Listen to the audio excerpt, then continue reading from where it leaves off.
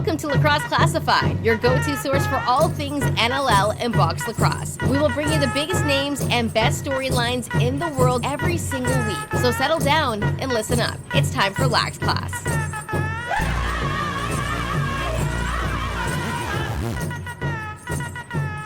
Lacrosse fans, welcome back to Lax Class, and I'll say it right now, it's a day early, but Happy New Year. I'm going to say it again next week as well, but I'll say it right now. We're a day away from 2026, so Happy New Year, classmates, and welcome back to Lacrosse Classified. It's Jake Elliott, it's Lucas Arger with you, and this is Lax Class 371. And the pod don't stop, Largy. As always, we got a big program lined up for you. We got a great guest. We got games to break down. We got games to preview and pick. We got a Lax Class lock of the week each for the classmates. Ever so close this past week, Lucas. Ever so close. But we'll try again this week. And like I mentioned, great guest coming up, Chase Fraser of the Las Vegas Desert Dogs, and also now a member of the Langley Thunder of the Western Lacrosse Association. No, we haven't really talked to Chase. He hasn't really spoke to that as of yet, I will say, in the midst of his new debut with the Las Vegas Desert Dogs, which is going quite well so far. We will discuss that coming up on the program. Standout players of the week. Goalie Factory Goalie of the Week coming up as well. So lots to get into here, Lucas. Before that, Happy New Year. I got to say Merry Christmas again, as well, as we're just past Christmas Day. I guess, well, we're well past it now. But still, I haven't talked to you since then. Saw the larger clan was up on the hill doing a little ski. They're back. You guys had the après ski going. The whole family was up there. Merry Christmas. How's it going? Tell me about your holiday over the last several days here. Merry Christmas to you as well, Jake. Thank you. Holidays went well. Hosted my dad's side of the family here in Brooklyn on day. And then on Boxing Day, we trekked up to the cottage, saw my mom's side of the family, had a big Christmas dinner up there, which was great. Yep, got out to the hill, got a little skiing and snowboarding in, and it was good. Conditions weren't terrible. First time on record that the ski club has that we have had every single run/hill open to begin the season at Christmas. So they've been blowing the snow, they've been pumping, conditions have been holding up nicely for them, which was great, and it was amazing that every single run was open. I also want to give a shout out to my little cousin Vivian. It's her birthday yesterday. She's now 4 years old. So happy birthday, Viv. Hope the cupcakes were great. Big listener of the podcast is Vivian. Her mom is. She's trying to get her into it. So I know my cousin will be listening. And all right. Yeah, so happy birthday, Viv. And no, it was great to see the whole family. And yeah, like I said, weather was amazing. And back in the office this week for the Firewolves as they get set for their first game of the new year coming up. Yeah, maybe a turn of the calendar will be the tonic that the Firewolves have been looking for. I'm sure a lot of reflection has taken place over the last couple of weeks in that Albany Brain Trust as well. And those guys are too smart and too good at coaching. Oshawa brains. Is that my first Albany? Yes, it is. Okay. I mean, give me a break. A little foggy from the holidays still. My bad. I mean, that's not bad. First one. No. Oshawa, their staff's too good, and they'll figure it out there for the Firewolves. I'm sure of it. A tough matchup this week, though, with the Black Bears coming to town, but we'll see. New Year's Eve is tomorrow. We're recording on Tuesday. It'll be New Year's Eve today when this podcast comes out. Any big plans for the new year, Lucas? Do you do celebrating in any way? Maybe you got a hot date. What are you doing for New Year's Eve? And then are you a resolutions guy? Do you got any resolutions that you want to implore in 2026? Resolutions, yes. The list is small at the moment, but I'm sure that will change over the next 24 hours. As for New Year's Eve plans, me and my buddies are going up to Peterborough. We got a couple of friends up there. They go to Trent University, so we're going to see them. We'll get up there just in time for the World Junior Canada game. So we will watch that, and then we'll go out, hit the bars and all of that, which will be fun. And Careful. But running amok in Peterborough on New Year's Eve, you better be careful. Lucas. Well, I do have to be careful because on New Year's Day, I got to be in the office for the Firewolves. So I will definitely be taking it. I won't say easy, but I'll be going, not as high up on the ladder as I usually do. I'll say that when I go out. But it's going to be good. It's going to be fun. Looking forward to that. How about yourself? Any plans on the last day of the 2025? Oh man, no, not as of yet. I told Danny if she wants to put on a fancy dress and have me take her dancing somewhere, I'm more than willing to do that. But sounds like she just wants to stay home and watch the hockey game and have a nice quiet evening. So I think that's what we're gonna do. What? She's probably rolling her eyes at me. What came under the tree from Santa, Vin, Funky? What'd you get under the tree? Some lounge pants that I'm wearing right now. Very comfortable. Lounge Costco pants. Now lounge that pants. kind of I feel like that means something different to me than it probably actually Sweatpants. is. Okay. Sweatpants, yeah. Lounge pants.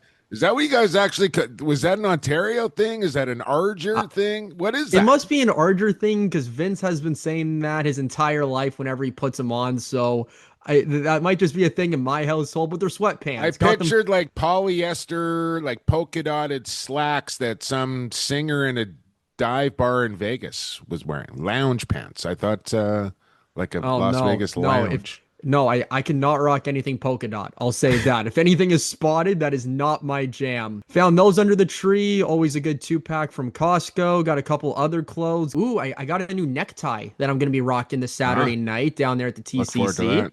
Hopefully Carvallis is paying attention to fresh fits this week, Lucas. Hopefully he is too. Yes, and to increase my odds, so Jax gave me the necktie. Funky and Vince, on the other hand, they made sure the ensemble is all set. They got me the vest to go with the 3-piece suit now. Okay. So I'm definitely going to be rocking that first game of the calendar year. And what about you? What came in your stocking? And probably the big one, I got a new iPad.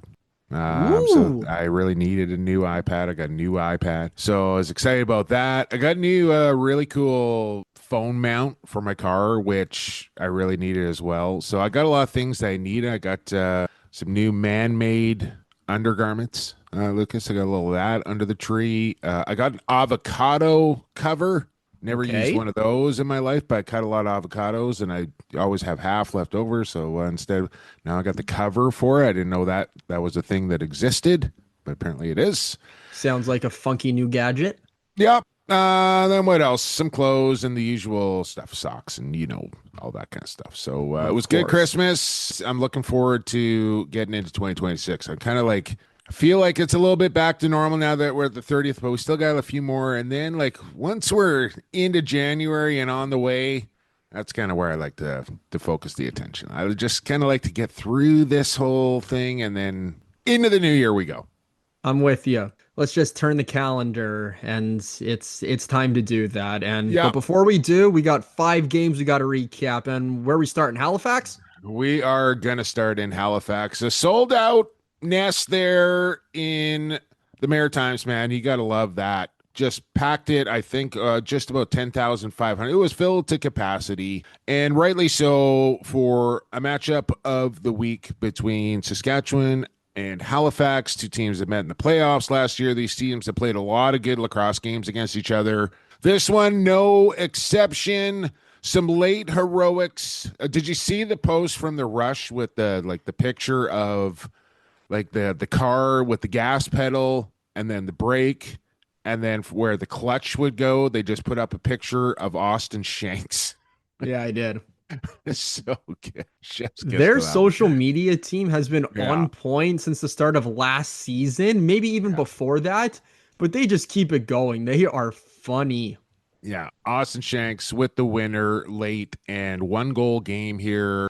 I mean, these 2 teams are going to play again this week. It wouldn't surprise me to see this exact same score go the other way. Especially with the tiebreakers that come involved now. We'll kind of see what happens here, but this is a gutty win here for the Rush, who go, a long way to Halifax over the holidays. That's a tough trip and a tough place to go and get wins, and that's an impressive one there for Saskatchewan. I know they were a little disappointed on their last one. They earned this victory here over Halifax. I want to say it came down to goaltending. Like Frankie, probably outplayed Warren Hill. Not that Well, Hill, he made one more save, essentially, right? yeah, Like Halifax can't be unhappy with the goaltending that Warren Hill provided against the Rush. Like that's a solid night. And I think if they asked him pregame, if you can limit the Rush to 10 tonight, do you like your chances? They would have said, yeah. But Frank was just a tiny bit better. So I don't know if it came down to goaltending. Both were really good, and Frank was just a touch better, I would say. another factor that we can throw in there, Jake, was the special teams. 10 goals that the Rush had, 4 on the power play. It's tough to stop that Rush power play unit, I will say, Yeah, like it is. You're it is right. a lethal unit that they have. And then you have to look at it on the flip side. If you're Halifax, you can't allow that for starters. If you're going to go on the penalty kill, you have to kill it off. But just to avoid all of that, don't take penalties to begin with. You have to start playing disciplined. And you know that when we had Micah Kersey on, that was a topic of conversation, was discipline, was unselfishness. And it keeps rearing its ugly head, Lucas. Yeah, Like it does. it kind of keeps happening in Halifax. And I think that's what's separating this team from a really, really good team to a great team is just untimely, undisciplined penalties. Getting off the floor is part of being effective. And I just didn't think Halifax did a great job of that against Saskatchewan. And with all that being said, they lost by 1 goal here. So I think all the things that they didn't do in this game are correctable and pretty easy fixes taking into Saskatchewan. And if they tighten those areas up, like I like their chances at Sask Hill. If you're able to clean up the little things, it will make a difference. And you're right, these two teams see each other in 5 days from now. I did want to mention just before we get on to Philadelphia and Ottawa here, like you're going to take penalties in games. Like that's going to happen. I feel like it's the type of penalty that they're taking and maybe the timing of the penalties that they're taking that seem to kind of magnify the issue a little bit. So again, all cleanable issues there for Halifax. So I think they're still a really good lacrosse team and they're going to have to now they have to go make that trip, right? And let's see how they react after losing that home game against Saskatchewan. Sock trick for O'Neill. You're right. His best game as a pro. I think 5 was his high water mark. Previous to that, then he gets the 6th. His best game here, no doubt about it. Just problem was nobody else around him did much else for the Wings. I'll give Ottawa some credit here as well. They started a lot better than they had in their previous games. I think their first 3, they were kind of in the hole in most of them. But then they had a lapse in the second half, but then found a way to have another run of their own. This was a roller coaster ride here. I still don't think we've seen a full 60 out of the Black Bears. And when we do, I think this team has some tools here. Unfortunately, once again, just not enough people there watching it. I'm hoping once the weather improves a little bit and, it's a little lighter out and we're past the holiday and everything. And if this Ottawa team continues to, rack up 15, 16 a game, those folks in Ottawa start to come watch this Black Bears team who got a little something going there, I will say. Philadelphia, say what you will, but 4-goal victory for the Bears there. Let's clip along here, Lucas. Same time from the Hammer here in Toronto hosting Las Vegas. Dogs with their highest goal total output ever at 17. Bit of a surprise, Holichuk getting the start here for the Rock. No surprise, Landon Kells getting the start again for the Desert Dogs. And Las Vegas, they might be a problem here, Lucas. I mean, consistent as can be. I felt like they got better as the game went along and just more confident. And I don't know, man, like, from watching this team this year through 4 weeks, 5 weeks, and just seeing the vibe and feeling the vibe around the club, like watching them at practice and shoot around, these guys genuinely like spending time with each other. And I'm not sure you could have said that for some of the rosters in previous years, but they're coming together. They got something cooking. The chemistry is off the charts in Vegas now. The Hannah deal is behind him, and we should probably talk about that. Watch out for Las Vegas here. I mean, again, I wanted to see Landon Kells kind of back it up what he did against the Bears, and I feel like he did. Like, he allowed 11, That's okay against the Toronto Rock as far as I'm concerned. Like, he did his job and the rest of the team did their job, and 17-11 was your final. I didn't see this coming. I will be honest, but this was pretty impressive here from Vegas. I didn't see it coming either. Up 3-1 after the first quarter, 6-4 lead at halftime. And then in that fourth quarter, they just found a way to pull away. They tallied 6 goals compared to the Rock's 3, but they were just outplaying them. They were out hustling them. They were working the reverse transition game and the transition game, especially in the second and fourth quarters on that long change. But more importantly, winning loose ball battles, secondary, third, fourth possessions on offense. That's what's going to tire a defense. And you're right, for Holochuk getting the start, he was tested a lot, didn't surrender. I mean, he surrendered 6, not terrible in the first half. I didn't think he was bad. I didn't think he was that great either. You're only going to get better from Troy's point of view. And, we have him coming on here shortly, but Fraser, first game on the road for the Dogs, and he slotted in very nicely on that offense and on that power play unit, and the rest of their supporting staff helped him out a little bit. One thing I will say, I've known him for many years, Jake, and you're going to watch him a lot in a Dogs uniform, but I didn't have John LaFontaine scoring on the bingo card. Oh, I think he might be like a step and a half quicker this year as John Lafontaine. Like, he's down probably like 30 pounds, I want to say, and he's looking pretty light on his feet out there, man. And he, like I said last week, he just makes great decisions all over the floor. And what a vet to kind of insert into your lineup like that. And he's paying off that signing for sure. The face-off battle here, it's killing Toronto. I think it's been killing Oshawa. It's been killing Vancouver. You need a bona fide face-off guy. Vegas has one in Hamer Jackson, and I was on with the Buffalo Sports Collective this week with PK. He said, what's one advantage you think Vegas is going to have against the Bandits come this weekend? I said, I thought about it for a little bit, and I said, face-off. And I can't believe that came out of my mouth, but it did. And I believe it. Like, look at this, 23 of 32. I know no TD there, right? And it's apparent. And I want to talk about the Hannah deal, but coming down the pipe, and I've kind of known this for a little bit, but it's out there now. Max Adler is going to sign with the Vancouver Warriors, and we'll see how long that lasts with, Stathakis still yet to return, but I think he's a little further down the road than maybe what they first expected. And so they've gone out and got an NLL champion face-off man in Adler, who won with, I think it was the last time he played is when he won the championship with Buffalo, I want to say in 23. So we'll see if that has an impact, but, you're seeing guys like Withers and Baptiste and Inacio just kind of dominate guys that's not their job. And when you're getting that many extra possessions, like, that's when faceoffs really start to have an impact on the game. And I think that was a big one for Las Vegas in this one, 23-9 as far as the possessions go. And I mean, that's that many more chances. I don't even want to do the math because they'll screw it up. 14 more chances to score a goal than the other team, minimum.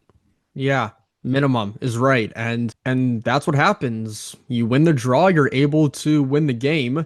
And another thing that I want to point out about this game is the fans. I don't know what it was, but there were more fans at this game down in the Hammer for the Rock than their home opener, and rightly so. First time ever that the Desert Dogs were in Toronto. You had the Curse brothers playing against each other, CJ against Connor. And it was a great turnout. Unfortunately, Connor reigns supreme over CJ for the time being. CJ had 4 goals, but CJ did have 4. You took the words right out of my mouth. Yes, Connor got the victory, but CJ potted 4. And again, it was a good game heading into the fourth quarter.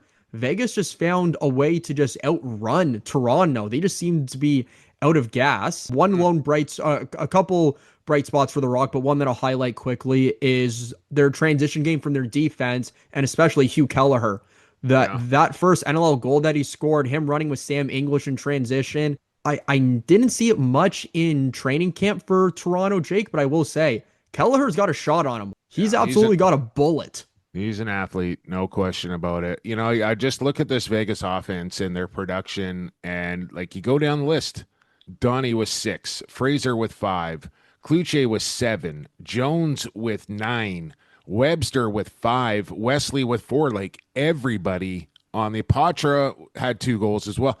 Everybody on that offense contributed. Clearly, Kluche's best game so far. I think Fraser's starting to get a little healthier after missing the first game of the year in back-to-back games. He looks good. Jones is averaging 9 a game, something like that. So things going well in Vegas. The schedule for the Las Vegas Desert Dogs to start their season: Vancouver on the road, Ottawa at home, then Toronto on the road, Buffalo on the road, Saskatchewan at home. That's a tough schedule to start your season. That is. Oh, talk about facing the top dogs against the dogs to begin the season. My God. Colorado made a trade essentially just prior to facing off against the Georgia Swarm, and it involved one Jack Hanna from the Las Vegas Desert Dogs. It's draft picks coming back the other way. You remember, I got conflicting reports on this, that if they didn't match the offer, the compensation would have been 2 firsts and a second rounder, one of them being a compensatory first rounder pick. They end up getting 2 firsts in 27, I think 1 compensatory, and a second rounder. Then I heard, no, it would have been a first in 27, a first in 28, and a second rounder, because there was no compensation pick in what was the old CBA. Now the new CBA, like, it's so convoluted, man. So bottom line, I don't think Colorado wanted to wait to make the deal. I don't think Vegas wanted to wait till 28 to get that next draft pick. I think they wanted both in 27, with it being as deep as a draft as it is. And both finally teams said, okay, let's do it. So they waited until Colorado played, blew the whistle here, so they couldn't have Hanna in the lineup for this one as he's sitting there in Denver. And man, oh man, could they? Good. I'm glad this deal is done. I think Jack's going to flourish in Colorado, and I think the draft picks that Las Vegas is going to have or has now, whether they keep them all, draft players, which, like I said, 27 draft is probably what I would do, but you also have some ammunition now. If you want to use one of those to maybe do something near the deadline, there'll be plenty of teams lined up for a pick in the first round. And let's also not forget here, I know a lot of time on Las Vegas, but this is just kind of run through my mind. Casey Wilson is going to play for the Las Vegas Desert Dogs at some point as well. And, I said it on BSC, like, if this guy was healthy at draft time, there was some discussion on who was going number 1, going number 2, and going number 3. Like, Casey Wilson would have forced himself into that. He still, knowing he wasn't going to play this year, got taken at 4th overall. So this kid's a baller, and now you got even more pit. Like, things are heading in the right direction down in the desert, I will say. Very much so they are. Sean Williams has done a lot of thinking over the offseason, and he's starting to restructure his plan with the Desert Dogs. And step 1 was on draft day with Wilson. 2 was this Jack Hanna deal. Let's see where the rest of the chips fall down there in Nevada. And it's looking good now that they picked up another win against Toronto, and they have another tough opponent coming up on Saturday. Speaking of tough opponents, Georgia proved to be one over Colorado. Holy cow, man. I thought this was going to be a 1-goal game the other way, or either way. Oh, I thought the same thing. I thought this was going to be scored with 2 seconds left. Yeah, and neither transpired here. Like, I thought, what was it, 4-3 at halftime? So it was kind of that game in the first half and not a lot happening. Man, it's hard to watch Lyle Thompson play lacrosse right now. Like, clearly I think he's 60% at best, the way he's moving around out there, but he's still doing it. And it's just maybe take a couple weeks off, Lyle. Just get right, because it's hard to watch, knowing what he's able to do and what he's doing, and then the pain that he's probably in while he's doing it. Like, it makes me cringe a little bit, but that's the type of guy Lyle is. Like, he'll play as well as he can play with what he has to kind of play with. And right now it's It's hard. With all that being said, 12 goals offensively, but more impressively here, 3 goals defensively. Brett Dobson, the quickest did I see to 2,000 saves, and over the last 3 games or something, his save percentage is absolutely mind-boggling. It's like over. I'll have to look it up here, Lucas, but we're talking into the 90s here over the last stretch of the 3 games here. But this one was a real convincing win, and Pat Coyle, post-game, did not mince any words about how he felt about his roster and the way they played in that game. You know, for Pat, like, he more or less, like, I don't want to paraphrase, but like, he's like, personnel's not good enough. He did take some responsibility on a couple of things that he might have tried, but he, was not giving up any excuse for hitting a goalie in the belly pad 10 times or in the stick 10 times. Didn't want to use Andrew Q being out of the lineup as an excuse, even though it kind of is, right? Like, he's that big of an impact player. But as he said, like, every team deals with injuries, and we can't be fragile enough to just go into a hole when one of our offensive players is out of lineup, and now all of a sudden we can't score goals. Like, 3 goals on your home floor. That's embarrassing. And that would keep me up at night as a coach going, what the hell just happened here? Tough game. Like, it just seemed like whatever Colorado would try, it would just backfire, and then it's into the back of the net, going the other way. And Georgia had a big night, and they can do that, right? This Swarm team, like, sometimes they can be the team that kind of goes the other way, and you're talking about them like we're talking about Colorado, but then they do this, and like, it's so hard to kind of nail down who the Georgia Swarm really are, because they have big swings as far as their performances go. Pat Gregoire and Teddy Jenner sent it on Off the Crossbar. I think it was last week or a couple weeks ago, and I have to give them full credit for Patty saying this. I think this Georgia defense is legit. Their whole unit is solid. Locked down. They know how to play the body. They look different this year. And they're younger. They're a lot younger. They are, but I think that's helping them. Because they have the youth on their team, they're able to move quicker. They can run the ball in transition, and that's why they only allowed 3 goals, because they're a lot younger and they know what they're doing, and I think it's helping them, definitely. Absolutely, and not just out of the back end as well, but up front with some youth up there as well, like Caleb Benedict looking pretty good. The kid on the other side, escaping my brain right now. Nolan Byrne. Yeah, Nolan Byrne. I mean, he's been solid every game, but I really think that the biggest rookie impact has been Michael Grace. Like, Michael Grace is legit. I looked at him, and he made that play where he like toe drags a loose ball, then just runs past the guy, goes down, scores the goal. Listening to Pat kind of saying, like, he always knew he was like a shutdown, lockdown defender. He didn't know he had the kind of the scoring touch to go along with it, but clearly he does. That was kind of like my first time really seeing him play box lacrosse live in the program, and like, as soon as I watch him, like, this guy's like a right-handed Owen Grant. Like, that's how big of an impact this guy has all over the floor, and he's a rookie. Like, this dude is going to be a scary player. Like, this guy's going to win Defensive Transition Player of the Year award like within the next 5 years. He has the qualities and the ability to win multiple individual player awards, I have no doubt. Speaking of winning, Buffalo Bandits just keep winning. Yeah, you just knew coming off a home loss that Buffalo was going to come into Calgary pretty snarly. I think the Roughnecks, as far as Vegas and their tough start to the schedule, I think Calgary can be put in that conversation as well. And you bring in, the 3-time defending champs off a loss on their home floor, Calgary's home opener. This was a tough spot here for the Roughnecks, and I thought, and if you haven't listened to the comments of Josh Sanderson after the game, go do yourself a favor and have a little listen to that ditty. Intense would be the first word to. I mean, it just reminded me of Terry. Essentially, it's like I'm watching Terry right now. Yes. But Josh was not too happy, and he said it like Buffalo was ripe for the picking in that first quarter, and they just couldn't kind of get the stranglehold on. I thought Aiden Walsh was good as could be expected in this game.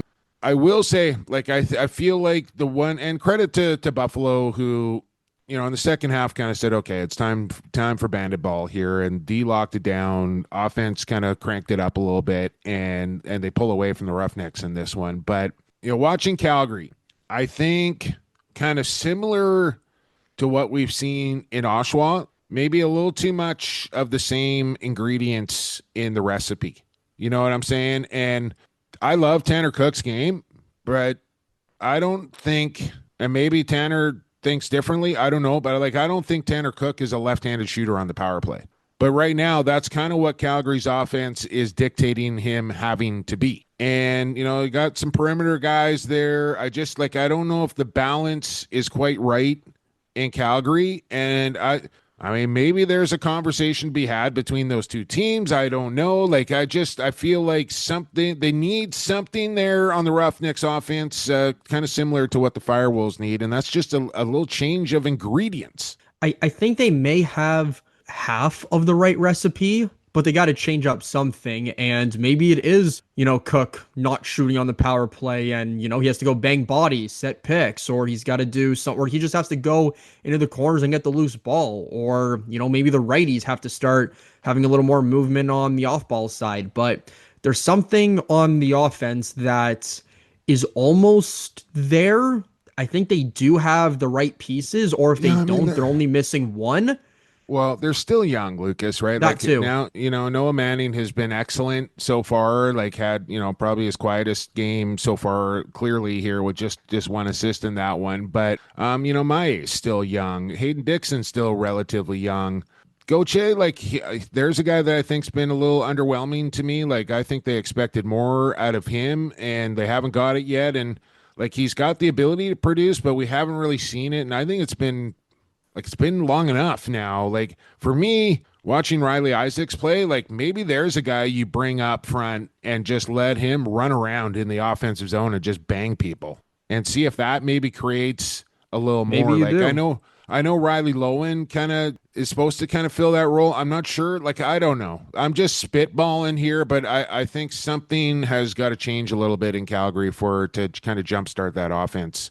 Mind you, you're going up against Buffalo and Matt Vince and all the rest of it. So young team in Calgary, and there might be some struggles this year. That's all I'm saying. Let's hope that's not the case, as they do have a couple vets on that team, and they have a very veteran coaching staff. But it's there's definitely gonna be some growing pains going on in Cowtown. That's for sure. All right, there is your 5-game recap, and that means it's time to head for the factory here, Lucas. Let's get into our Goalie Factory Goalie of the Week. Big save, Giuliano. Rebound call, Crime Stoppers. Vince just scored a goalie goal. Jameson somehow comes up with the stop. Larceny. And here's Shane Jackson off the bench. And there's Christian Del Bianco with a stick side save. Goalie Factory Goalie of the Week, brought to you by the good folks at the Goalie Factory, obviously. Goalie Factory _ is where you want to find them on their social media, TikTok,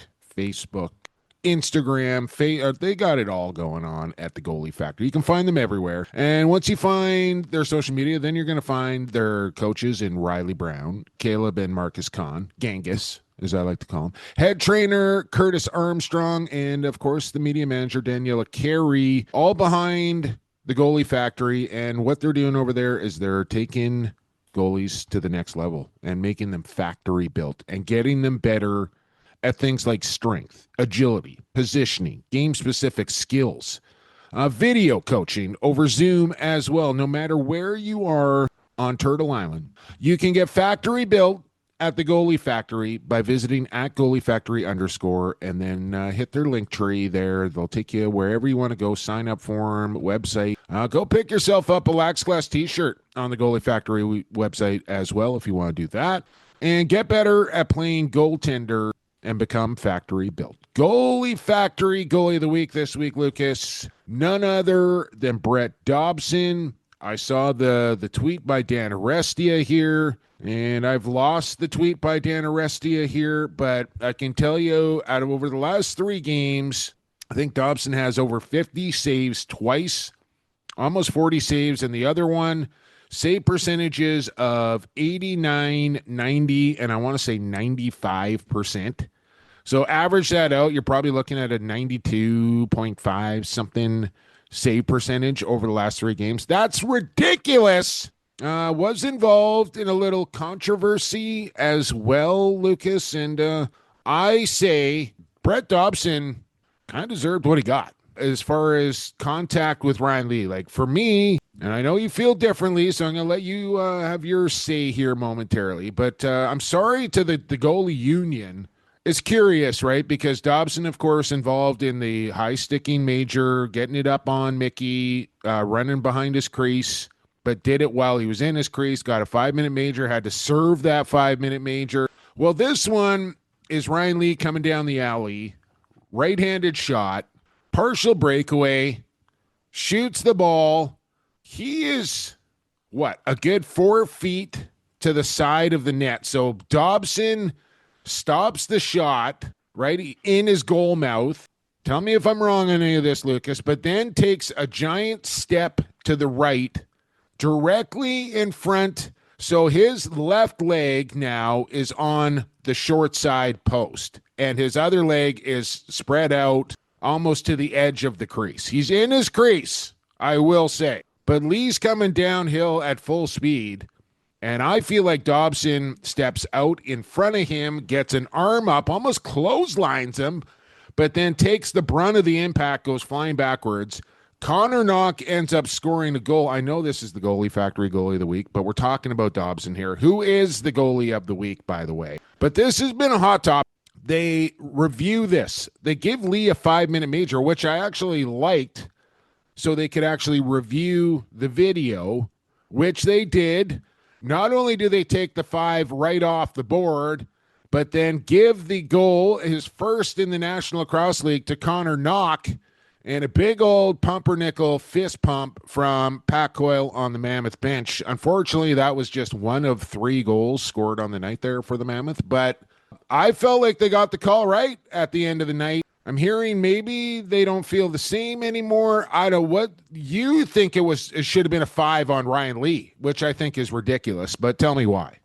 Well, you think it's ridiculous. I don't. And I am going to tell you why. When you look at the save that Dobson makes, you're right. He goes from his left to his right, throws his right leg and right shoulder out, and he makes the save.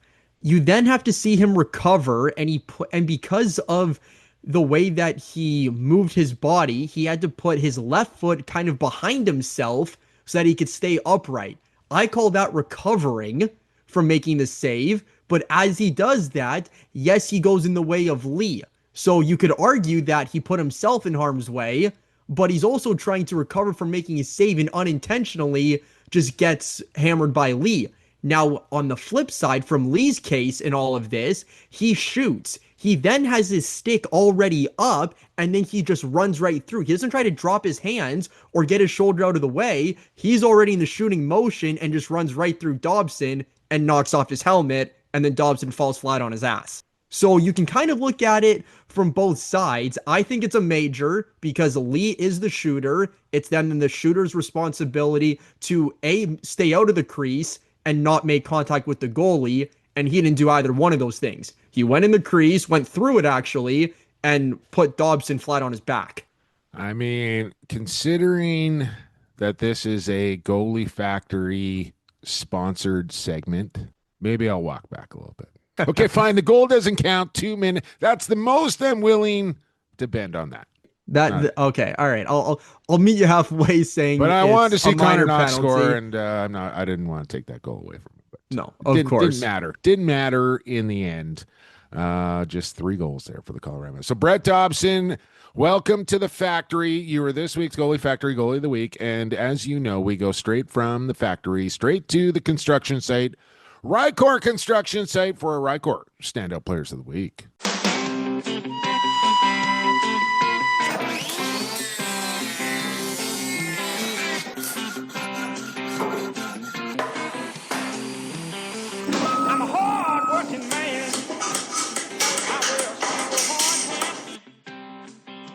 Hammer, ride, rope, hammer, do thing. Oh, man, my boys over there in Akwesasne are giving me the gears right now. I was kind of chirping them last week about who you got and their picks, and then I had a bit of a tough week this week, and now they are 1 point, both of them, 1 point ahead of me.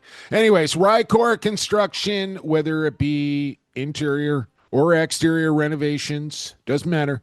Kitchens, bathrooms, flooring, full home renos, additions, flooring, you name it. They're going to do it. Backyard transformations, they're going to make it stand out. 20 years of experience, quality craftsmanship. You need some water bottles filled. You need some screws on your helmet tightened up. The folks at RyCor Construction can clearly handle those responsibilities as well, Lucas. New equipment guy for the Vancouver Warriors, Rye from RyCor Construction. So he's got the toolbox in the truck, I'm sure. So if you got any Lax equipment that needs adjusting along with your renovation, then just go ahead and ask. I'm sure they'll take care of you. They'll make it stand out.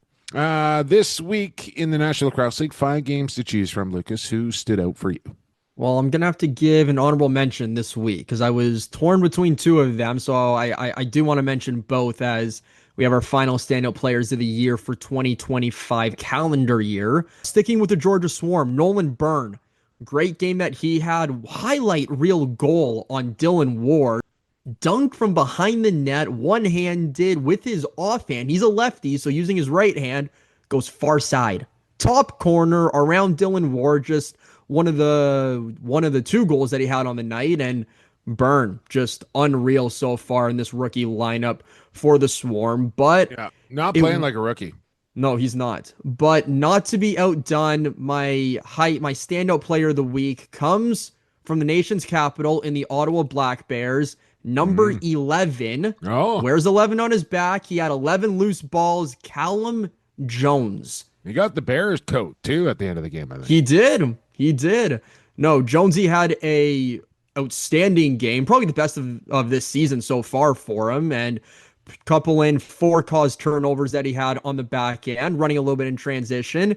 He looked very solid, and he looked very healthy. I know there's been a couple, lingering things going on with him over the past couple of years, but he seemed to put in a lot of work over the offseason, and he looked very solid in Ottawa this past week. Good pick. I'll go with it. Brennan O'Neill, honorable mention, 6 goals for the Philadelphia Wings, and one of them, the release on his shot was so gross that I think I slipped a disc watching it. I haven't seen a guy throw the corkscrew from the outside like that since prime Cody Jamieson. So if that guy's going to develop that shot, look out. He just needs a little more support. No Resetarits in that game and still puts up 6.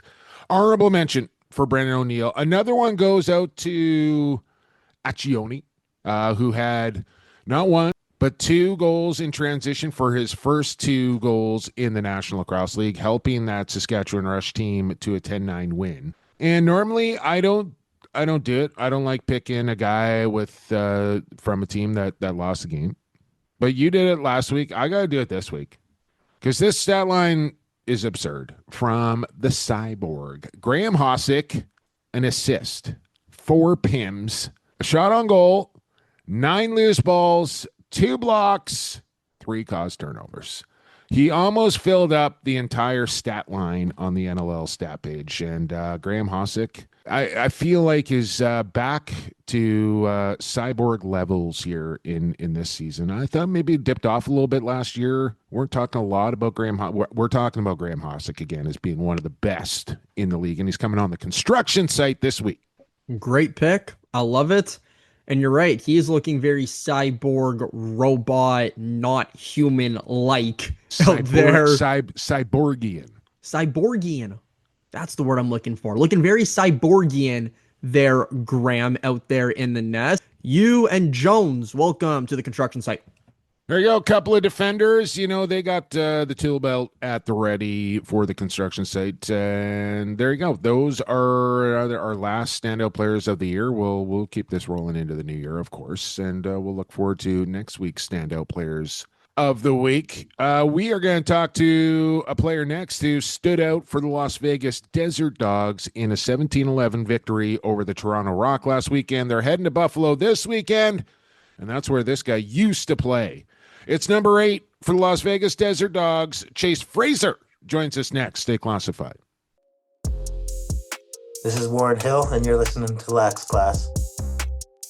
Welcome back to Lax Class. We're into quarter number 2 here on Lax Class 371. It's Jake Elliott, it's Lucas Arger, and here with us in quarter number 2, our guest is coming right up, but Edge Dynamics are with us as well. They're passionate about supporting communities and driving growth. They're based out of Alberta, and they partner with nonprofits and small businesses to deliver sharp marketing strategies that make an impact. Sharpen your brand on a global level by visiting edgedynamics.ca and their social media at Edge Dynamics Digital. Sharpening your brand on a global level. You could say this guy does that probably on a game-by-game basis. It is the 3-time NLL champ, now a member of the Langley Thunder. We're going to talk about that as well, but he's a Las Vegas Desert Dog, and coming off a win against the Toronto Rock. They're heading for his old stomping grounds this week. Oh, baby, that is going to be a sight to behold. Chase Fraser is on Lax Class. Chase, how's it going? Great. Happy to be here. Thanks for having me. Happy to have you here, man. Happy to have you in Vegas as well. This is, I think, my 3rd year in Vegas. This is your 1st year in Vegas. And as you know, Chase, the first, few years in Vegas have not gone particularly well. Things have kind of started to take a turn here, and I think you're a big part of that, along with some other guys that have joined the team this season. Let's begin there, dude. I think you probably had a lot of options as far as where you wanted to play your NLL season this year. Sure, Buffalo was an option for you. I'm sure some other teams were an option for you, but you chose Las Vegas. I don't know if you were the first guy to do it, or whether there was a conversation with Klutch, like, hey, do you want to do this together, or were you talking to some other free? How did you come to the decision that I'm going to the desert, I want to play in Las Vegas? Yeah, it was kind of the whole free agency process with the CBA being held out and us being put into that hiatus. It elongated everything, so it just made that process even harder, and just more anxiety ridden with that. But it was exciting, and going into it, I had a couple other teams that were offering me good contracts, and Buffalo was in there, and came down to just maybe wanting a little change, possibly. Like, it had 7 years in Buffalo and all that, but conversations with Chris definitely did happen. We are really good friends, played on every team together at every level since we became teammates in 2019. We're roommates on the road, roommates living together in Buffalo. We bounced a couple ideas off each other, and then had a couple similar offers, had a couple different ones, and then at the end of the day decided, I think we signed like within minutes of each other. It was like, I got my contract, he got his contract. I called him, I go, hey, we're doing this? He goes, yeah, we're doing this. And simultaneous signings. Yeah. I love it. Well, I don't want to say you were in the shadows in Buffalo, but clearly Josh and Dane are kind of the two big marquee guys there. You're still getting on the Pat McAfee show, and all these things are kind of happening for you for the highlights that you've produced. But, was that you're kind of alluding that was maybe part of the process, is that you're kind of ready to step out of that shadow. And clearly, I think you are, Chase. And now, Vegas is starting to do a lot of their promotions and marketing around you. Like, you're the man in the desert now, including getting yourself a little bobblehead. How do you, how has that been for you so far? Has that been a good thing, an easy thing to embrace, or has it been a little weird to kind of get used to, including, a guy like me asking you to come on the podcast? Because I think this might be the first time. It is the first time you've asked me to join your podcast. Absolutely honored to be on here. Like when you texted me the big show, so really there you go. Ready for the big show. But definitely, like in Buffalo, like I had my role, and I loved my role in Buffalo. Like what I did just with everybody there, the new kind of role or an environment that I'm in, I'm not gonna lie, it is at first it's a tad bit weird of just like being that guy, all eyes are on you, people are asking me things of just like, hey, you want this and this? I'm like, yeah, I'm good. Like I'm fine just being me, just like let me show up to the rink and do my thing and like have everything there ready for me. But all like the promo stuff, it's fun. It's fun to be a part of. Great staff that working with here in Vegas. Really enjoying it. But yeah, like I said, it was still is weird getting used to. Like I was home with my family talking to them. I'm like, this is one foreign thing after another. They want me in a jersey here. They want me over there. I need me to sign this to do that. I guess that's a bit of an adjustment I would think to get used to. Yeah, that's a little bit, but all aboard for it. Like I'm ready for this new chapter here in Vegas that we've been going on here. So it's awesome. Well, you talked about how you ended up in Vegas, Chase, but I got to ask you in a interview you did with NLL.com. Now they quoted you saying this, and I'm going to assume that they're right. But did the weather factor into it? Not wanting to be up in the snow in Buffalo? Man, I spent 16 years on the East Coast with like Virginia, DC, and then Buffalo for 7, and like and Philly as well. So had some pretty harsh winters. Like I'm not gonna lie. So I'm just like, I don't know, I'm 30 now. Body's not like How's the just golf get game? How's the golf game? I see you out there in the shorts and golf's good. Golf's yeah. great. I mean, mid to high 80s, it's all you can ask for. Just trying to break Who's 80 would be great. Chris is like we went last week and Chris shot an unreal 77, and we're just like, what? Jesus, man. What He's a about stick. Jonesy? I think I mean, he's a bit of a sandbagger, but what's I've Jonesy golfed a par? couple times with Jonesy. Haven't golfed with him in Vegas yet, but no, he's pretty good stick too. Pilch is pretty good. He just had an off day. But no, the weather it's intriguing to get out here and just I mean, it's what We'll have to get you. We'll have to get you on the real disc nice golf out. course, Jay. So we're gonna get you Oh, on I the. can't I'm gonna be honest, I can't throw a frisbee to save my life. Well, great game against Toronto. With like, tell me about the start of the season, because this was like we're in Vancouver. Dogs are in town. I'm fired up. The whole, we did the open surrounding you. Like, here's the marquee guy to watch, and then we get word Chase isn't playing. Yeah. And Uh, I'm sure you had a ton of people in the crowd, your hometown, and first game as a dog, and then the letdown, right? And I think that probably trickled through the locker room a little bit, whereas kind of the wind got taken out of the sails when they found out you weren't playing. So kind of walk me through that first week, and then finally getting in there, like, and it looked like this past week, anyways, you looked a lot healthier than you did against Ottawa. So things are getting better for you, and I think your game's reflecting that. Yeah, no, absolutely. Yeah, I was so fired up to the first game and within the new threads in Vancouver in front of my family and friends that are there. Had a bunch of people coming out and just bad timing with little injuries that popped up the weekend before that are practice that just kind of little nagging thing that I've kind of been dealing with year in and year out. And then went throughout the week, got it good, had a little flare up throughout the week, nothing serious. Then get to Vancouver, shoot around went well, and then in warm up I just stepped wrong and something flared up, and I had to give Killer the old tap and be like, "Hey, buddy, sorry. Like, You're I know good. we're game starts in 15 minutes here, but I'm not gonna be able to make it through." But no, it was great supporting staff and a very tough kind of just battle. I don't know. I was in like the tunnel, like with our trainer, just like, do I do it? Do I not do it? Like I'm just like it was like Yeah. catastrophizing in a sense, but also it was like this is the first game of the year. Don't want to like make it worse, so had to make a mature decision. Well, 0-1 without you, 2-0 with you. And like I said, I think you've had two solid games. I mean, you always seem to play well against Toronto, Chase, for whatever reason that is. You seem to produce against those Rock guys. You've never had to produce against the Bandits, though. I'm And fired up for it. I mean, I'm like, so fired I up. can't imagine the emotions that you and Chris are going to have. Like, for sure, Swenny's going to do something for you guys up on the Jumbotron, and there's going to be a little tribute there in Buffalo because they keep it classy there. So that's going to happen. But, the reception you're going to get from Bandit Land, and then, wearing the opposing jersey, like, I mean, you got to be thinking about this night and day.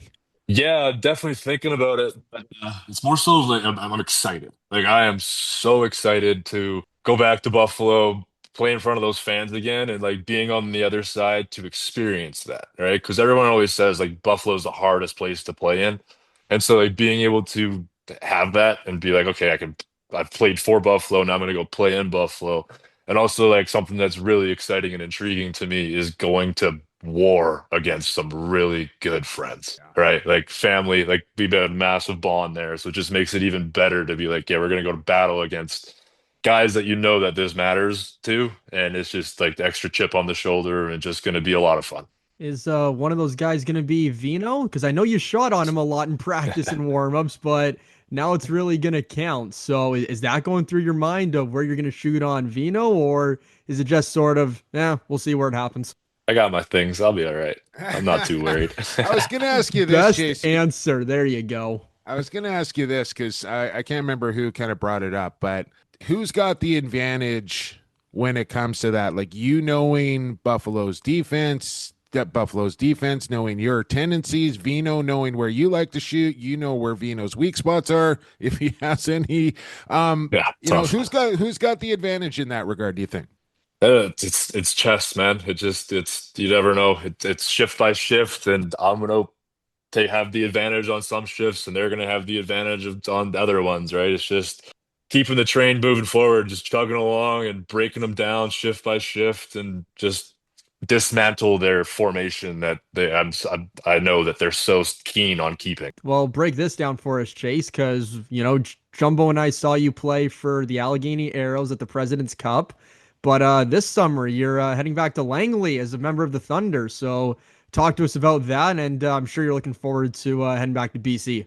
No, definitely excited to be heading back to BC. And yeah, it took 2 years off or 5 years off, did 3 years in the PLL, and then 2 years with senior B in Allegheny. And then, yeah, have the opportunity to go back and play in Langley. And it was kind of funny. I was talking to a couple of the GMs there, and they asked me, like, what do you know about like Langley's organization? I was like, fun fact, actually, like I played minor in Langley. They're like, oh, whoa, you're. I was like, yeah, I'm an Aldergrove kid, so like I know.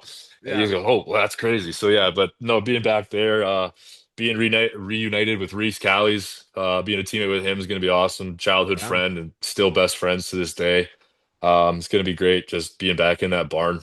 Absolutely. As we're here with Chase Fraser, and I know you had to, well, I don't know if you had to. Was there a conversation between you and I know you're good buddies. You're now a loading athlete as well. You got the hat on. Hammer, if you're listening, I want one of those things, by the way. But he's wearing 95. That's been your number for a long time as well. But his is like, but you have worn number 8. So was there a conversation to be had there on who was going to get that and all that kind It of was stuff? a slight conversation. It was kind of funny. Like I actually came in wanting 8 right away. Like leaving Buffalo, I was like, I need new change, new kind of role, new image, and I loved the way I played when I wore 8 throughout junior and my minors and just like all of that. So I was like, I want to bring that back. And then asked for 8, and then Joey texted me and he goes, John LaFontaine actually is wearing 8. And I was like, all right, cool. And I tried to like razz Hammer for 95. I was like, hey, like Laffy's got 8. He's a veteran guy. Like I respect him, all that. So Hammer, like, I'm gonna need my number. And his response was, give me the keys to your truck and you can have have my number. And I'm like, get out of here. Like, no, not happening. So I was like, all right. He's like throwing an offer at me. I'm like, dude, like, why do I have? I was like, all right, whatever, man. Thought about it. And I go, let me just act like I'll ask Laffy. I go, Because like, he's worn like I feel like he's worn a bunch of different numbers. Like he's been 16 and a couple of others, 33, I want to say. So yeah, no, texted Laffy and he was just like, oh, absolutely, man. That's not a problem. So got to wear 8, super happy with it. Yeah, you get to keep your truck as well. Yeah. Hey, I gotta ask you this, man. And if you don't want to talk about it, you don't have to talk about it.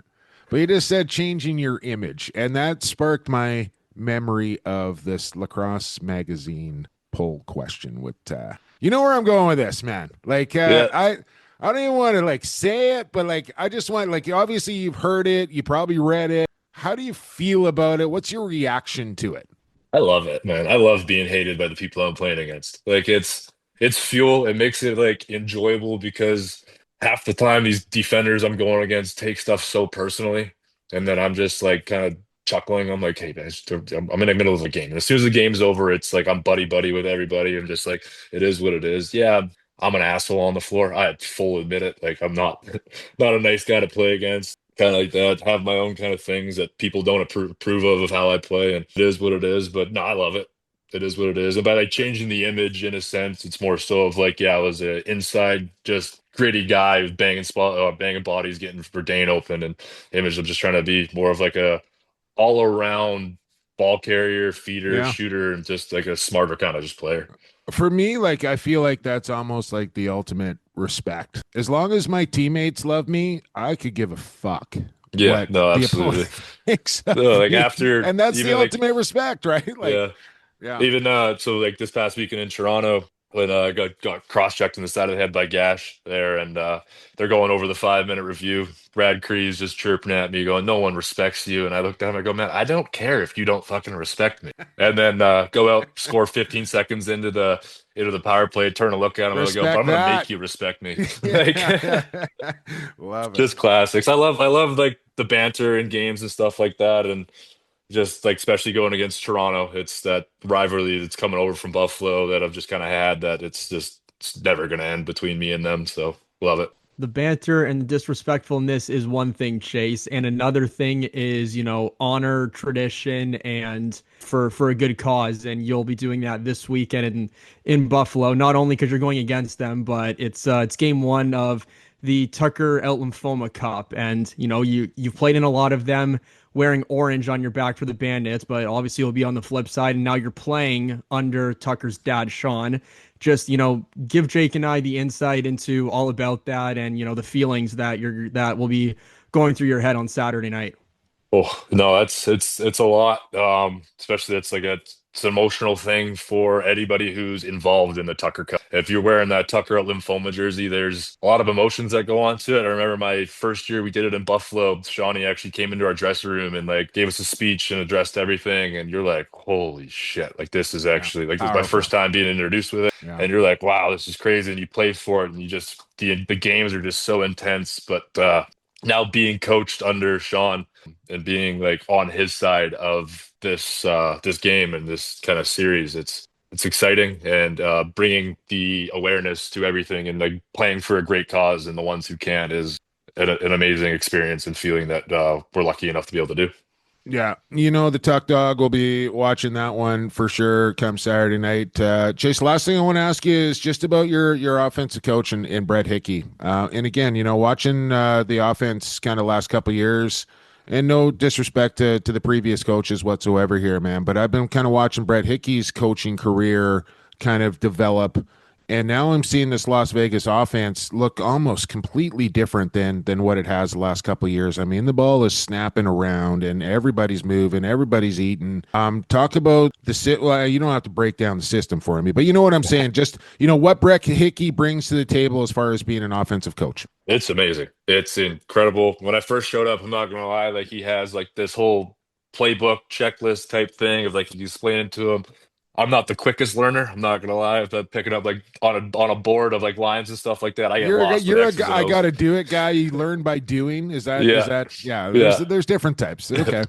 So we're going through, and Hickey's doing all of these plays like for our systems, like our major like our core concepts, and just kind of go Hicks. Like to be completely honest with you, I'm gonna need this written up so I can read it, and then like help me read it, do it, and then get it too. So.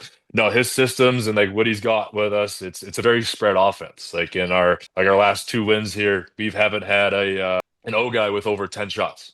Like wow. 8 shots on goal each guy. Yeah, and I made comment in the opening quarter, Chase. Like everybody on the offense, everybody contributed that night. Some a little more than others, but when you look down the stat sheet, every one of the guys did something that night. Yeah, like so Hickey's implemented an unreal system that and has also set up a really that whole system for us to trust him, and he trusts us. So it's a really good relationship that like we believe in his system, and it works from if we run everything right and just stick to our core concepts. And it's a lot of fun being with him. He's constantly in our offensive group chat, just like a couple messages a week, like paragraphs of just like this is great, do this different, of just like breaking down everything. He break down film religiously. You'll get individual clips. It's awesome. He's a junkie. Absolutely, just an absolute lax rat, and you love somebody who is so involved and into the game and just makes showing up to work and doing your job a lot more fun. Yeah, the best kind of junkie, lax junkie. There. Hey, man, franchise high 17 goals against the Toronto Rock last week. I cannot wait for this game this week. I know you can't either. We'll all be watching. Great job here on Lax Class. And I don't care what Steve Dietrich. Go Dogs, baby. Thanks for doing Dogs, this. Baby. All right, there you go. Thanks, Chase Jumbo. Fraser. Thanks, man. Cheers. There you go. There he is. Chase Fraser, Las Vegas Desert Dogs, Langley Thunder. And he's got the Dogs pointing in the right direction along with that offense. Cannot wait, Lucas, for Buffalo, Las Vegas, Saturday night, Tucker Out Lymphoma. This is the marquee matchup of the week. Definitely. Going to be a fun one from Bandit Land. The human highlight reel returns, going to be on the other side of things, and looking forward to he's got to have something in store, Lucas. If he does. His first one, something's coming out of the kitchen. He's going to pull I'm telling you right now. something out of his sleeve, that's for sure. And Going to be a gritty and just a spectacle to watch on Saturday night from Bandit Land. All right, let's do it. Take a break, halftime, and on the other side, it's the Lax Class Lock of the Week. Associated Labels and Packaging, a fun family company that offers premium quality labels and packaging with unparalleled service. With 40 years of experience, an extensive product catalog, and an ever-growing fleet of equipment, Associated Labels and Packaging is the perfect fit to take your labels and packaging to the next level. This is Will Malcolm, and you're listening to Lax Class. Halftime is over. Quarter 3 is underway, and it's brought to you by Associated Labels and Packaging. And just so happens last night, Lucas, in fact, I got the privilege, the honor, the distinction to MC the 2025 Coquitlam Junior Adnax Minto Cup Banquet Ring Presentation Night. So we did that last night, and that was a fun night. A lot of the boys now sporting 2 rings on their hand with back-to-back Minto Cup championships. Pat Coyle in attendance, Kurt Molosky there to watch Cody get his ring as well. And all the lads were there. It was a fun night at the Pitt Meadows Golf Club. I don't know why we did it at Pitt Meadows Golf Club, being from Coquitlam, but that's where they did it, Lucas, and it was a lovely night. And where was I going with that? Associated Labels and Packaging is where I was going with that. And unfortunately, Sean Ashworth, who I talk about a lot here, a good friend of mine, we went to high school together, Lucas. He owns the Labels and Packaging Company. He's got a couple of kids that play the sport of lacrosse, including in Coquitlam. And they wanted to honor Sean last night by presenting him a Minto Cup ring for all the support that he has shown the Coquitlam Junior Adnax over the last several years. Fortunately, Sean was a little under the weather last night, so wasn't able to make it. But I'm going to bring Sean his ring the next time I run into him, and let me tell you, it's a thing. A beauty. So are the people at Associated Labels and Packaging. If you need one of those 2 things, go to associatedlp.com. You also want to go wherever you're listening to this podcast, whether it be Spotify, Google, whatever, Apple. Hit the 5 stars there, jot down a couple of words, and then I think you're supposed to smash it. The subscribe button. Smash the subscribe button. And don't forget, we're now on YouTube, the Tube of You. That's where we are. You can find us there. You can find us on Instagram, on the X, on Facebook, and you can send us an email at any time as well. So do all those things, and then tell your friends about Lax Class so they listen. Now, Lucas, let's do it. Holiday edition, New Year's edition of the Lax Class Lock of the Week. Lock of the week. Hey, let's lock and load it. Woo! Yeah! I am going to be a very rich dude. Ooh, it's a big lock, all right. The Lax Class Lock of the Week. Brought to you by Coolbet Canada. You want to go to coolbet.com. You want to sign up for an account. You want to put in the bonus code LAXClass before you make your first-time deposit. Why, you may ask, Lucas? Why? Well, if you put in the bonus code LAXClass before you make your first-time deposit, they're going to match your first-time deposit up to $200. So if you put in $200, they are going to match that $200 and just give you $200. Then you got $400. And you can put it all down on this week's exclusive parlay, courtesy of Coolbet. Well, we got 2, in fact. You can ride with Jumbo. You can ride with Larger. You can ride with both. Can you win both? I think you can. So do it. 200 on one, 200 on the other. Let's see what happens. We need a win this week, Lucas. We're searching high and low for one. And here you go. I'm going to give you my parlay first. The Halifax Thunderbirds are in Saskatchewan. Remember, they lost 10-9 on home floor. I don't think they go 0-2 here against the Rush. I think they are going to be the more desperate team. They need this win. But I'm going to get the buffer here. So they can still lose by a goal, plus 1.5 from the Halifax Thunderbirds. Just a little insurance there, just in case something goes wrong, like a late goal by Austin Clutch Shanks. We are going to take the over in Buffalo. A bit of a quieter night offensively for Calgary.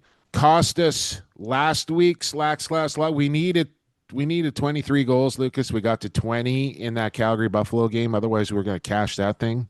tough coming up a few short, but I think it's going to be a different story in Buffalo. I think we're going to see some goals here by a couple of really good offensive units, I will say, with the Dogs and the Bandits and the firepower on both sides of the ball there. We're getting that at 21.5. I mean, that just book it right now. And finally, the Rochester Nighthawks. They're taking on Colorado. Is Andrew Q going to be back? Jack Hanna going to be in the lineup? How sharp is he going to be? I know the Mammoth are going to be a little upset about what happened there against Georgia. I honestly don't think it matters. I just think Rochester is one of the best teams in the league, and I think they beat the Colorado Mammoth straight up here. So taking Rochester, money line, over in Buffalo of 21.5. Halifax plus 1.5 against the Rush. And after the Polar Bears get their frozen little pause on this parlay here, they'll probably jack this thing up around 525, 550. I want to venture a guess. It's not up there quite yet, but by the time you listen to this podcast, it will be. Lucas, you can ride with larger here. What is your Lax Class lock of the week? Last lock of the week of the calendar year of 2025. Come on, large fans. We need a win. Ottawa is in Oshawa. I'm taking Ottawa on the money line. Over 22.5 goals down in California, in San Diego, and in Saskatchewan. Over 20.5 goals as they take on the Thunderbirds. Ottawa money line, over 22.5 in San Diego, over 20.5 in Saskatchewan. And you looked it up, Jake. Again, odds aren't up there yet, but venture a guess. See what the Polar Bears bring this in at. All right. I like it. Nobody's got time for the under. Go to coolbet.com, bonus code Lax Class, hit the exclusive tab. You'll find the exclusive parlay, courtesy of Coolbet, provided by Lacrosse Classified. Stay cool, bet responsibly, and good luck. Hopefully we finish off this year with a W for you, the classmates. One more quarter to go. Time to make our picks. Week 6 of the National Lacrosse League. Who you got is on the other side. This is Mitch Belisle. You're listening to Lax Class, and now it's time for another round of Who You Got.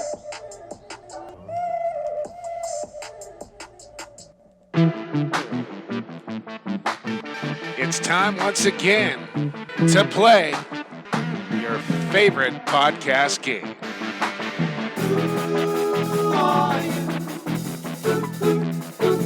Who you got? Who you got? Who you got? Who you got? Who you got? Who you got? Who are you? Who. I'll accept that this week, Lucas. Nicely done. I forgot to mention back there in quarter 3, don't forget we are now on the Lax Edge podcast network. And if you want to visit our new website home, I highly encourage you to do that, laxedge.ca.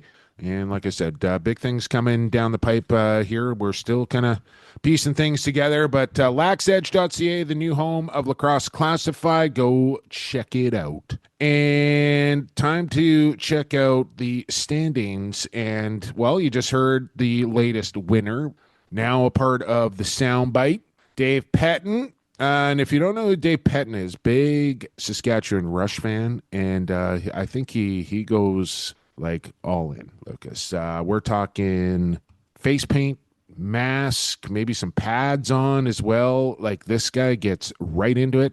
Dave Pettin winning in a tiebreaker as Chris Sheridan. Both picked up 40 points. Both had 26 down as the tiebreaker. So once again, week 5 goes to the Wheel of Fortune. And Dave comes out on top. And speaking of on top, well, Dave now firmly on top of the overall standings as well with that big week 5 win. Just want to check the overall standings here.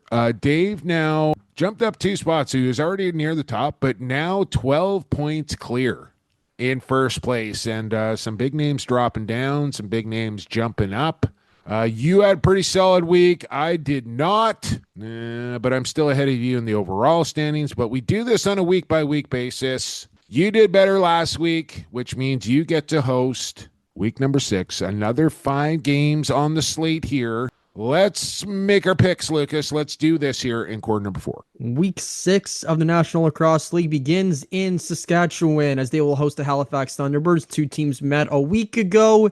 From the nest, it was the Rush coming away with the victory. Round 2 of the home and home from Sasktel Center, Jumbo. Thunderbirds at the Rush. Who you got? I'm hedging here. I'm going to take Saskatchewan. We got Halifax in the parlay. We're going to take Saskatchewan here in who you got, but just the 6 pick here because this game could go either way. I'm convinced of it. 6 for the Rush. Well, we have over 20.5 goals in this game, so doesn't matter who wins this one for my parlay, but they are at home. They defeated them there last year in the playoffs, so I will take the Rush. I'm going to make it my 10 pick. I'm going 10 on this one. I am. Did you get your 10 pick last week? I did. It was Buffalo. All right. So I was happy with that one. And speaking of Buffalo, they play on Saturday night from Bandit Land. We spoke with Chase Fraser. He's looking forward to this game. He will be on the other side of things for the first time in his National Lacrosse League career, Jake, as the Desert Dogs are in Buffalo to take on the Bandits. Who you got? Well, this is a conflicting one here for me, Lucas, because as you know, I just take Buffalo, right? That's what I do. But I kind of feel like Las Vegas is going to win this game for some strange reason. I don't know how strange it is, but I feel like Vegas is going to. I meant to ask Chase this because, as you recall, I sacrificed last week my pick, right? I picked Toronto hoping Landon Kells and the Desert Dogs would prove me wrong, which they did. And now I hope this again. So I was going to ask Chase, like, do you think it matters? Like, do people care? Is it bad juju? Should I pick Las Vegas because I think they're going to win? Or do I pick Buffalo and hope that helps Las Vegas win? You know what I'm saying here? I don't know what to do in this game. Oh, I hear you. I know. Do you have to go to the coin? Again, I'm going to sacrifice for the betterment of the Desert Dogs. Team player here. Go Dogs. Give me the Bandits for a 7. I have the exact same mindset. I want Vegas to win, but I will sacrifice my pick. No, you don't get to do that. Only I get to do that. No. All right, fine. That's your Come up thing. with a different reason if that's what you want to do. But you're not getting in on this boat. You're swimming. It's simple. It's hard to beat Buffalo at home. And as much as I love the Dogs, it's hard to do it from Buffalo. So I'll take Bandits for an 8. I mean, again, toughest schedule you're going to find around right here for Las Vegas. Back-to-back road games, Toronto and then Buffalo. Tucker out lymphoma night. Okay, both taking Buffalo. Let's move along. One for good reason, one for whatever. No, whatever is what we're calling it. All right. Well, speaking of whatever, as Teddy Jenner said this in our group chat a couple months ago, Jake, this might be the second hardest broadcaster's nightmare in Ottawa and Oshawa. He thinks that Priolo and Triolo on the same team is worse. So Jenner is calling this the second broadcaster's nightmare as Ottawa and Oshawa are playing each other from the Tribute Community Center. Black Bears at the Firewolves. Who you got? Probably get back in that chat, Lucas. I kind of left in a bit of a huff and I might have to come back in the chat. Okay, Black Bears and Firewolves. I feel like there's always one game every week where everybody's on one team and then the opposite happens. And I kind of feel like it's these next 2 games. Which one is it going to be? I think I'm going to take Oshawa. Taking Oshawa. I'm taking Oshawa for an 8. I'll take Firewolves for a 6. I like them, but I'll take them for a 6. 2 hours after that, we head for the Loud House once again. Colorado Mammoth coming off probably a very disappointing loss, as Pat Coyle will put it. He said it very bluntly. Let's see if they can turn it around as they host the Nighthawks. It's Rochester and Colorado. Who you got? It's my 10 game, and I'm taking the Rochester. Sorry, Pat. I'm taking the Rochester Nighthawks for a 10. I don't see anybody stopping this offense. I just don't. No, neither do I. And I like them, and I do, but not so much for a 10. They will be my 9 selection. Wrapping up the week at 10 p.m. Down from Southern California to San Diego Seals, coming off 2 straight bye weeks. They look to get back in the win column as they will be hosting the 0-3. They're looking for their win, Calgary Roughnecks. Roughnecks Seals from Pechanga Arena. Jake, who you got?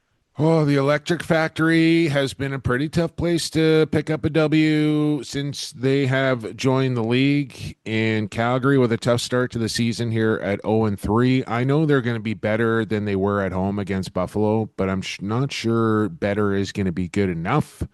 So give me San Diego here for 9. San Diego Seals for a 9. Seals for a 9. It's my last pick. I will take the home team as well, but for a 7, maybe Calgary can get out of their slump, but you never know. But I'll take the Seals for a 7.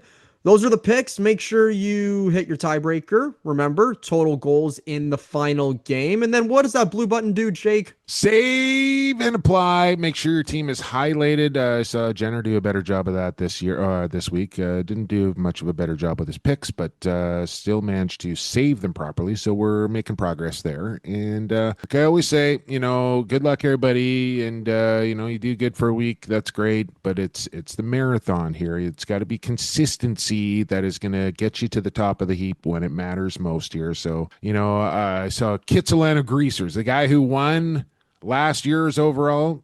He's way down the list here. So it can go either way on you, but still lots of time to climb the standings here. Time to win some weekly prizes. Good luck, everybody. Save and apply, save and apply. I do want to mention here, just before we get on our way, Lucas, that I saw Pat Gregoire's tweet. I just had some things jotted down that I want to touch on here quickly. I saw Pat Gregoire's tweet about the NLL maybe embracing Boxing Day as far as, having some games, not a lot going on. I love the idea, except for the fact that, these teams would be essentially traveling on Christmas, which not ideal, right? So for me, it'd be, I think, cool. Like this year in particular, Christmas Eve, there was one garbage college football game on, and that was it.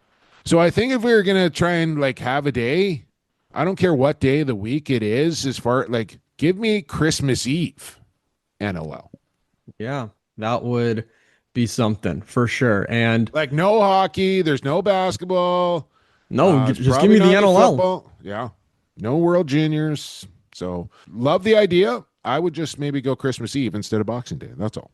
Something else that I love, and before we get off the air, I would be remiss if I didn't say this. I was brought onto this podcast by you, Jake, way back in January of this year. And, since it's New Year's and I'm reflecting on the year that I had, I want to say thank you for everything that you've done for me thus far and helping my broadcasting career, lacrosse and other sports, specifically in the NLL and with summer ball going on. And, for your leadership, guidance, your mentorship, being on your show and your platform has been nothing short of amazing. And you took a chance on me when you had a layover in San Diego or Seattle, wherever it was, when just asked you some questions. It might have been LA. I think it was in LA on my way to Vegas. Yeah. On your way to Vegas. And I just asked you some questions about the NLL and what your thoughts are. And lo and behold, I came on the next week and I've been here ever since, and it's been fun. I've gotten to know you. I got to call a game with you at the President's Cup in my hometown,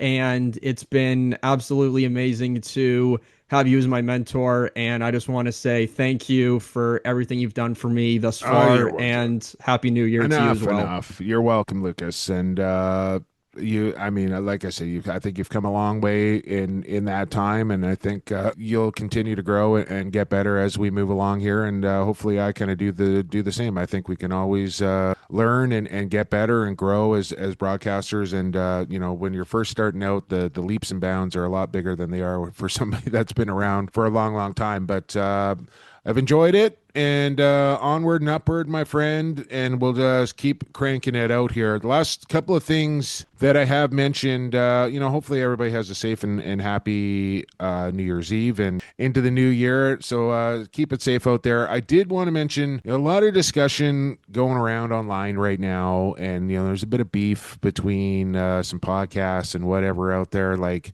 I'm staying at all that. Like, that's not for me. A lot of the talk has surrounded the Haudenosaunee's participation in the Olympics. I don't think I'm going to address that here on this particular podcast, but it's on my notepad to talk about, because I think there's been some misinformation kind of put out there. I don't know if all the information, like the facts, have been kind of laid out as far as both sides, as where everything kind of stands and what's been done, what still needs to happen, what's going to happen, what's not going to happen, all these different things. So I do want to touch on that subject here in the coming weeks as far as the Haudenosaunee and their participation in the Olympics. And first and foremost, yes, I want to see them there. Yes, I believe that they belong and should be there, and we'll go from there when we get there. The last thing, just a couple of notes here on some future guests that may come up on the podcast. I had somebody reach out to me on the Lax Class account, and I'm assuming she listens to the podcast because she addressed us both by name, like when she formed the email, but I think she works for a promotional company or something, a publisher, I don't know. Suggested that I have a guy by the name of Dr. Jonathan Jenkins on the program, who is coming out with a new book that is related to mental training, mental performance in young athletes, and the benefits of that and how it can help them throughout life and their sport and into their career and job and everything else. So I thought this would be a really interesting topic. It's something I'm super interested in as far as coaching goes. Like, I used a lot of mental training when I was coaching. I wish I had more of it when I was playing, because I think it really could have helped my playing career as well. I was never a guy that dealt with things very well as far as my mental game went. Like, I get really high, I get really low. Like, I could never really kind of rein that part of my game in. So I find this stuff really interesting. I'm looking forward to this conversation. He's coming out with a new book, I think, in late January, Dr. Jonathan Jenkins. And we're going to have him on the podcast, and we're going to talk some mental training here with the doctor who's got a PhD in this, Lucas. So look forward to that conversation. And I still want to have a catch up with Terry Rayner, the new executive director of Lacrosse Canada, as well. So I might just bundle those two up, and we may do some overtime in back-to-back weeks and just have two guests, or I may just take, as far as guests go, a week off and have those two guys on the same program. We're still going to talk NLL and all the rest of it, but I do want to have those two conversations with those two gentlemen. Definitely. Sounds like two people that have a lot of knowledge in their field of work and would be great conversations for not only the sport of lacrosse, but sports, and you said about the author and mental health as well. Yeah. So there you go. All right, that's going to do it. Long episode 371. Thanks for hanging with us. Appreciate you. We'll be back for 372 a week from Wednesday. In the meantime, again, Happy New Year, everybody. Be safe out there, and we will talk to you next week. A final thank you to our sponsors, Associated Labels and Packaging, RyCor Construction, Edge Dynamics, Goalie Factory, Coolbet, and Mohawk Lacrosse. Don't forget about that handcrafted hickory. Wooden beauty for the overall champ of Who You Got. That's coming your way if you take down the crown. For Chase Fraser coming on the program, to you, the classmates, for listening, for Lucas Arger for co-hosting, I've been Jake Elliott, and for the fastest game on 2 feet, and for the creator, stay safe, stay healthy, and stay classified.